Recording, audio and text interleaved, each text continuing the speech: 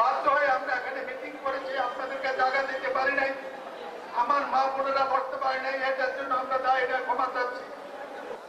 আজকে আমাদের প্রিয় নেতা, জননেতা, বাংলাদেশের অহংকার, জাতির অহংকার, এই জাতির অভিভাবক, এই বিএনপিকে নেত্রীর অসুস্থতার পরে নির্যাতিত হয়ে বিদেশে থেকে বাংলাদেশ জাতীয়বাদী দলকে বাংলাদেশ এশিয়া মহাদেশের অন্যতম শ্রেষ্ঠ জনতার দলে পরিণত করেছেন।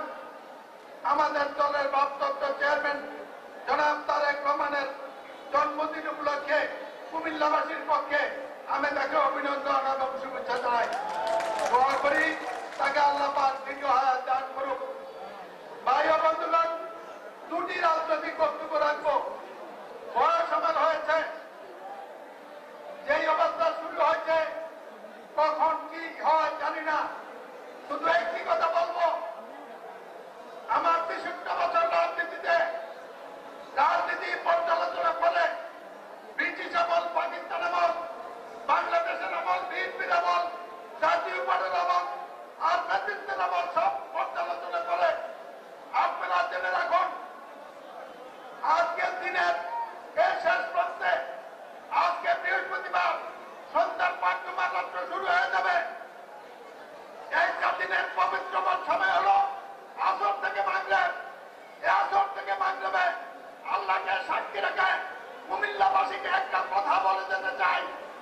এই দেশের মুক্তিযুদ্ধ করেছি আমি, মুক্তিযুদ্ধে পাঠিয়েছি আমি, মুক্তিযুদ্ধের জন্ম যারা দিয়েছে তার মধ্যে একজন আমি।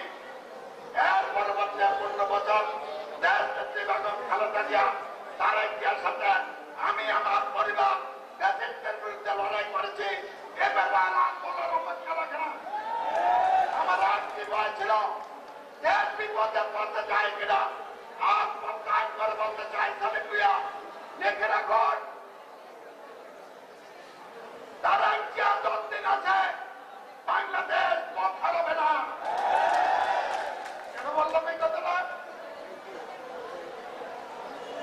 বিএনপিকে বাঁচিয়েছে, বিএনপি বাংলাদেশের পৃথিবীর এশিয়া মহাদেশের 1 নম্বর দল করেছে।